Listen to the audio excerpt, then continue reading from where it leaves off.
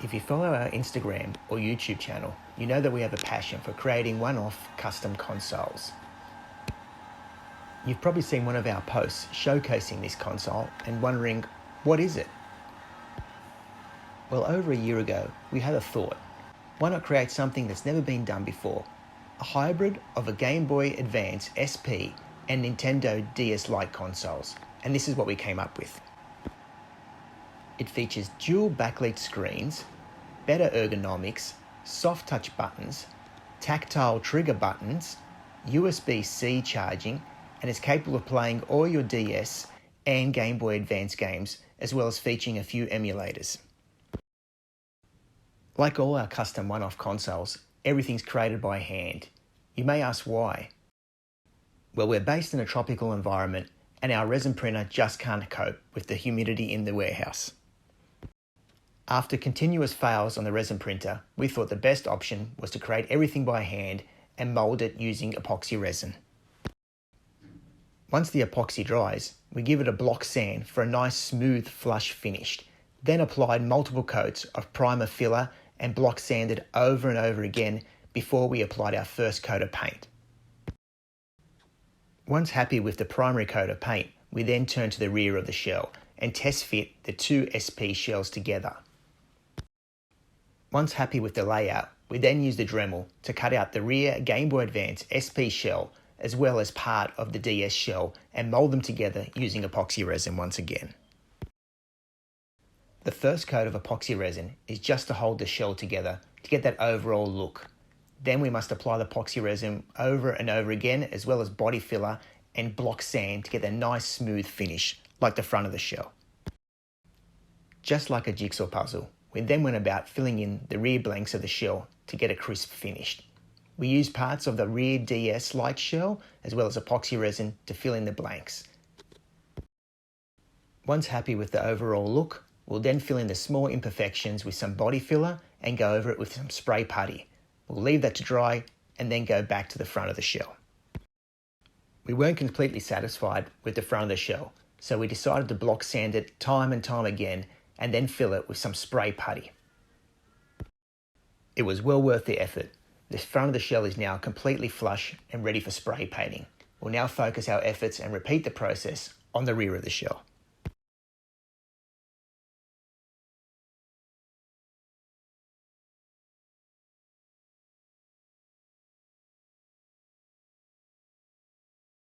After 3 more coats of spray putty, we were happy with the overall effect. We just gave it a few more block sands to ensure there was a smooth, clean finish before applying another coat of paint.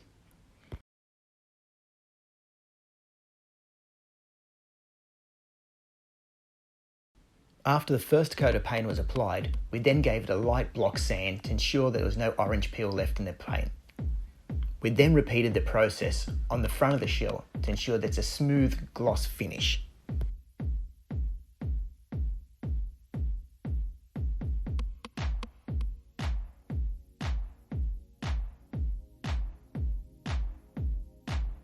As you can see, there's a lot of manual labour involved in creating a custom console, but we want to do it right the first time.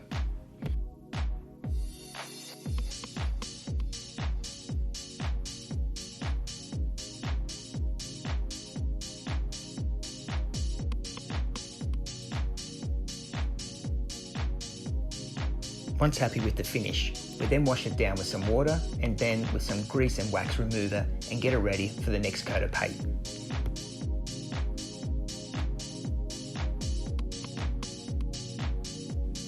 The final coat on the front of the shell is just a mist coat, just to hide any imperfections and give that nice crystal look.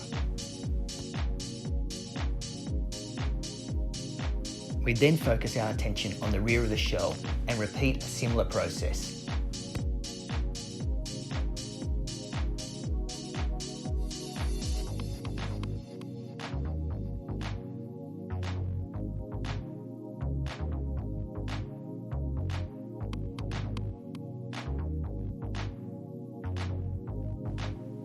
As per the front, once we're happy with the overall look of the rear of the shell, we'll wipe it down with some grease and wax remover and then hit it with a few light coats of white paint.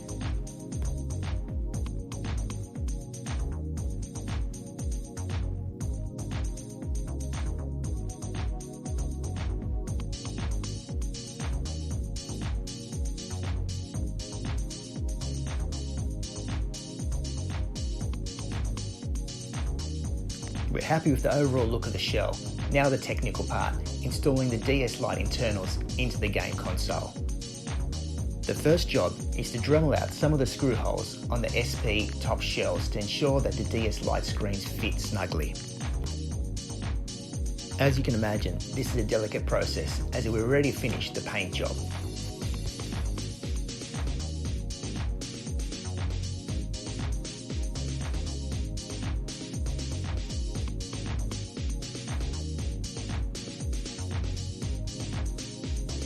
Being a Pokemon lover, we thought, why not finish off this console with some Pokemon themed accents? We first started by mounting some red and blue buttons, followed by some soft touch rubbers. We also have plans to install some UV printed Pokemon themed shells to the top of the console.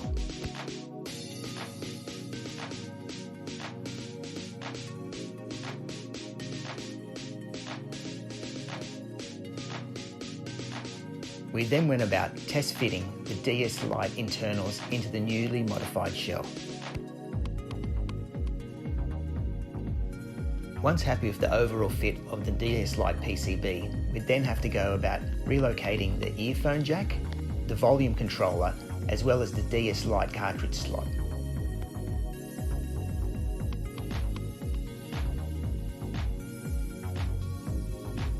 We're really happy with the overall feel of the soft touch buttons. Next step is to mount the LCD screens. As you can see, mounting the screens was a tough fit. We had to use 20mm adapter cables to ensure that we had adequate length to connect to the DS Lite board below.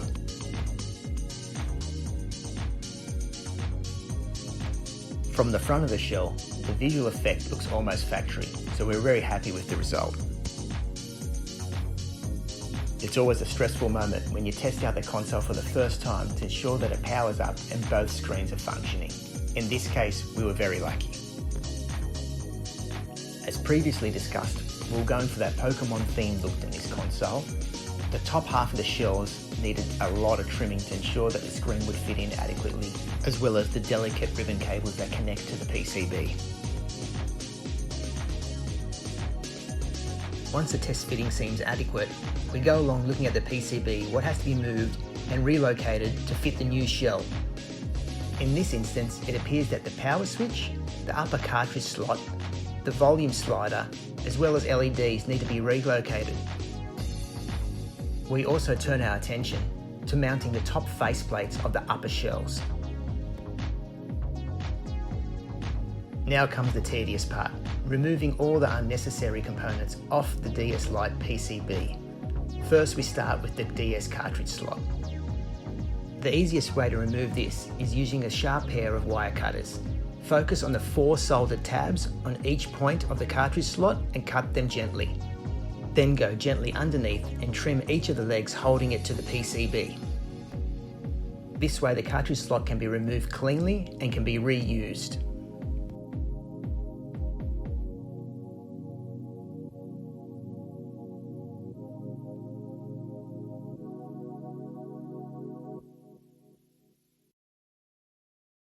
Once the cartridge slot's removed, we then set it aside for future use. We then focus our attention on cleaning up the board after removing some of the components. We start cleaning up the solder joints on the volume control, as well as the earphone jack, making sure that they're clean for repositioning. This makes for easy resoldering when using wires to extend the locations of the volume slider, power buttons, LEDs, and so on.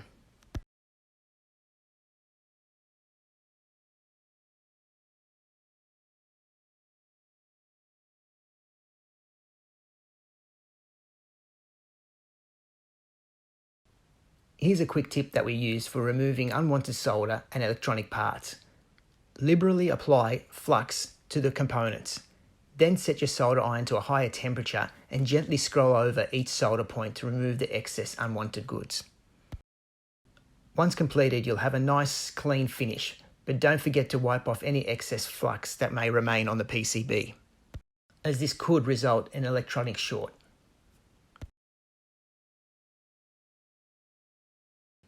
We also have to keep in mind when removing a DS Lite cartridge slot, pin 1 is also null, After a bit of perseverance, you can see that the final product is a nice clean PCB ready to be rewired. This makes the job at hand a lot simpler when relocating the cartridge slot in the future of the build.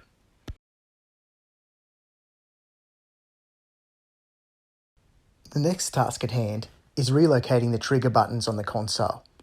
As this is built from scratch, we have to use tactile buttons for the left and right. The simplest way to relocate these electronics is wire from pin P08 and P09 to each tactile button with a loop back to ground on the PCB.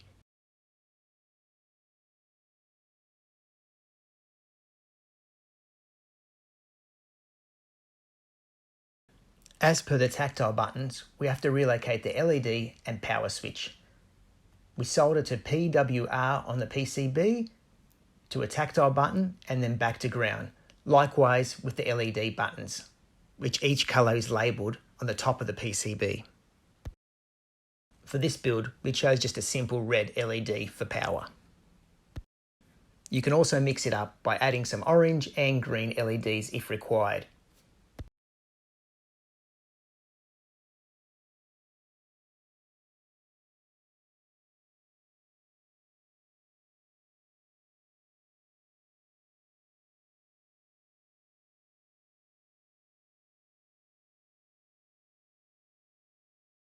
The time that we invested earlier to clean up the solder points now makes it easier to solder wire to the volume control. As the fabricated shell is larger than a DS Lite shell, we have to use wires to relocate the volume slider to the bottom of the shell. Rewiring the volume slider is a fairly simple process. It's just a matter of moving the wires and extending it from point 1 to pin 1, and so on. We made the executive decision not to include the earphone jack in this build. It's a simple process of just bridging wires 4 and 5 to ensure that the audio continues without the earphone jack. Remember, when rewiring PCBs, ensure that everything is labelled with some coloured tabs or colour-coded wires. This will make the process a lot easier once you screw the PCB down and are unable to see the solder points. It's now time to refit the PCB back into the custom fabricated shell. It's just a simple process of reconnecting the ribbon cable and gently screwing the PCB back in place. As previously discussed, we then go about rewiring the volume slider.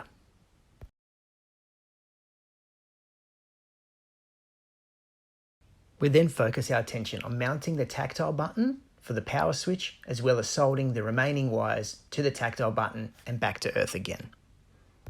We found that using a tactile button prolongs the life of the power switch and gives it that nice modern feel. The next part of the build is to wire the LED light as well as the battery to ensure that everything's working correctly so far. In the future, the battery will be mounted to the rear of the PCB and will be accessible by unmounting the rear battery cover. We then test the console for a second time to ensure that it powers up and everything's functioning correctly. At this point, it's only fine-tuning and seeing if there's any bugs or fixes that we need to amend before finishing touches. All appears to be working fine and correctly, which we are pleased about.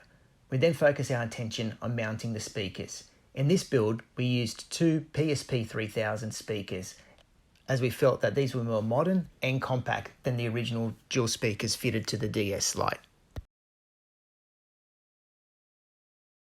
Finally, we focus our attention on rewiring the DS Lite cartridge slot.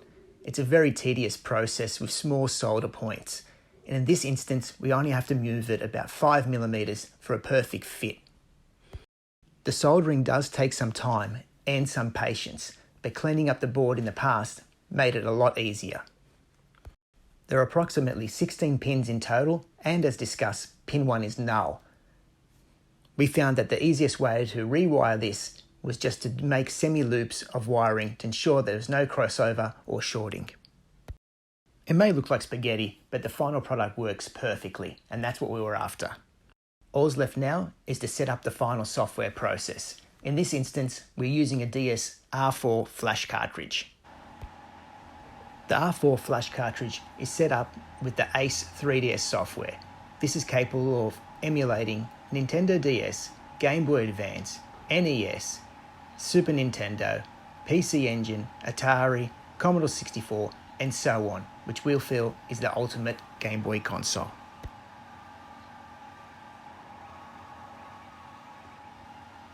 To date, we feel that this console is our most outrageous by far, and as a matter of fact, we've decided to keep it in our own personal collection.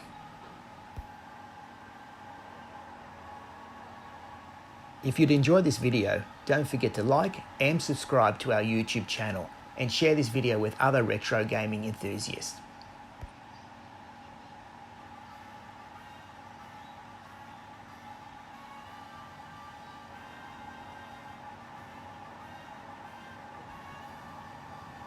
Stay tuned for more crazy builds in 2023.